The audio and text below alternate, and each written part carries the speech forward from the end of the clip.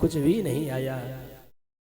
सती मैया कहती है आज मैं इसलिए यहाँ पर आई हूँ माँ, मेरे पति का मेरे पिता का जाकर के जो दोष है, जो ईर्ष्या है, जो आपस में दुश्मनी है, वो दोनों मित्रता में जाकर के बदल जाए।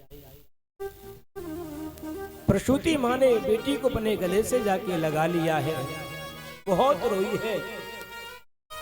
प्यारे भाइयों, हमारे घर पे जब बेटी का जन्म होता है ना, ध्यान दीजिए, जितना ख्याल बेटी अपने माता पिता का रख सकती है, उतना ख्याल बेटा कभी नहीं रख सकता है।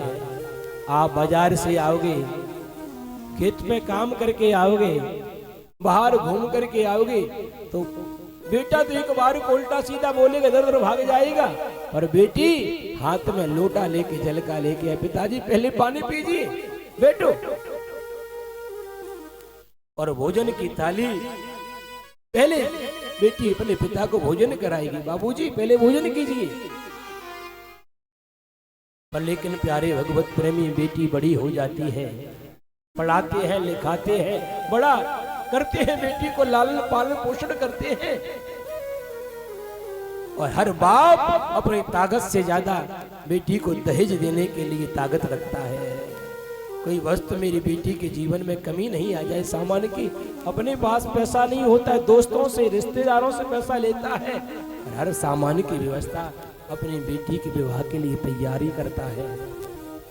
जब तक बेटी का विवाह नहीं होता है, संबंध नहीं होता है, तब तक उस बेटी को हर घर का सामान अपना लगता है।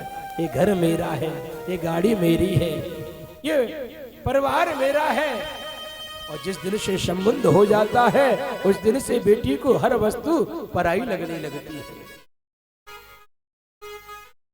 हृदय पे पत्थर जैसा, हृदय को पत्थर की तरह मजबूत धीरे धीरे बनाती है बेटी, क्योंकि जिस दिन मैं विदा होकर के जाऊंगी, उस दिन के विरह वियोग को मैं सहन नहीं कर पाऊंगी।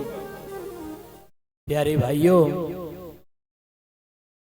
कितना भी कठोर हृदय का बाप हो, पर 3 जगह अपने आंसुओं को नहीं रोक पाता है। कब? एक तो बेटी की जब लगन पत्रिका होती है ना, तो पंडित जी मारा हाथ में लगन पत्रिका और वो परात लेके संकल्प कराते हैं।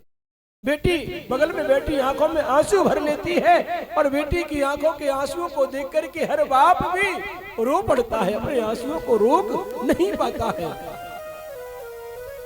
और दूसरा कब? जब कन्यादान होता है, पत्नी को पास में रख करके बेटी के हाथ ऊपर रखता है, हल्दी लगाता है और कन्यादान करता है। प्यारे भाइयों, अपना कलेजा का टुकड़ा और दूसरे के हाथ में सौंप करके कन्यादान करता है। उस समय भी बाप रो पड़ता है, बेटी आज तक मैंने तुझे पढ़ाया लिखाया पालन पोषण किया, अब तक तेरा ऊपर मालिक मैं था, पर आज के बाद तेरा पति तेरा मालिक होगा। दान कर देता है। उस समय भी आंखों के आंसुओं को वो पिता रोक नहीं पाता है। और तीसरा, प्यारे बंधुओं, जब बारात दरवाजे पे आ जाती है, हर किसी के चेहरा पे खुशी होती है। कुछ खाने के लिए आते हैं, कुछ कार्यक्रम को देखने के लिए आते हैं, और 2-4 उस कार्यक्रम को बिगाड़ने के लिए भी आते हैं, कैसे भी करके इसकी बेइज्जती हो जाए। और प्यारे भाइयों, बेटी की आंखों में आंसू भरे रहते हैं, बारात दरवाजे पर आ जाती है। माँ हर घर में देखती है बेटी कहाँ है, बेटी कहाँ है, पर बेटी कोने में जाकर के अपने आंसुओं को बहाती रहती है। माँ तूने आज मुझे इसलिए बड़ा किया था, अपने घर की खुशहाली तो दूसरे के घर में जाकर के भेज रही है।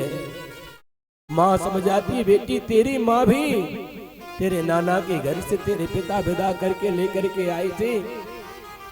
बेटी हमेशा पराया धन होती है, एक न एक दिन उसे दूसरे के घर में जाना पड़ता है। अपने हाथों से भोजन कराती है माँ, और माँ समझ जाती है कि आज के बाद बेटी मेरे घर में पहली सिकी रोटी खाती है, पर ससुराल में जाके सबको खिलाने के बाद बच जाएगी तो खा लेगी, नहीं 2 रोटी खा के पानी पी करके बेटी सो जाती है। यहाँ पर तेरा बाप भी तुझे प्यार करता है, भाई भी प्यार करता है, माँ भी प्यार करती है। एक गलती हो जाए तो कोई बात नहीं, दोबारा नहीं होगी। ससुराल में बेटी एक गलती हो जाएगी तो सास भी डांटती है, ससुर भी जाकर के दो चार बात सुनाता है। तेरी माँ ने, तेरे बाप ने ही सिखाया था तुझे, इसलिए बेटी तू अपने बाबूजी का और मेरे नाम की जिद का तू ध्यान रखना। बाप आ जाता है आंगन में, माँ बेटी की दोनों आंखों के आंसुओं को देख करके बाप भी रो पड़ता है। बेटी खड़े होकर के बाप के गले से लग जाती है और कहती है, पिताजी बाबूजी मैं आपसे एक प्रश्न पूछना चाहती हूँ। पूछो बेटी।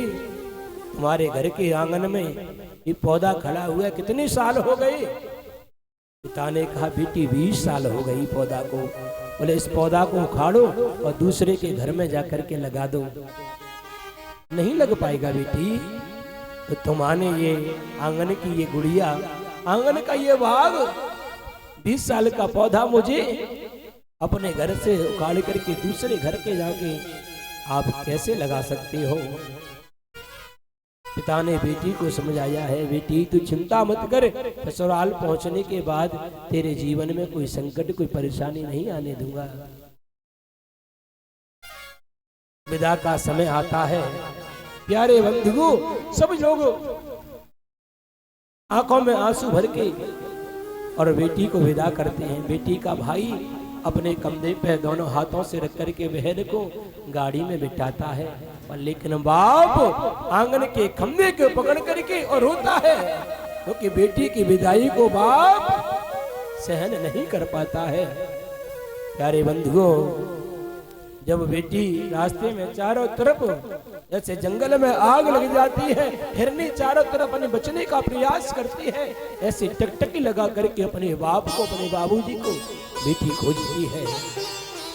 और रास्ते में अगर बाबूजी मिल जाएं, वो बेटी दोनों हाथों को बड़ा करके अपने बाप के गले से जाके लटक जाती है, रोने लगती है।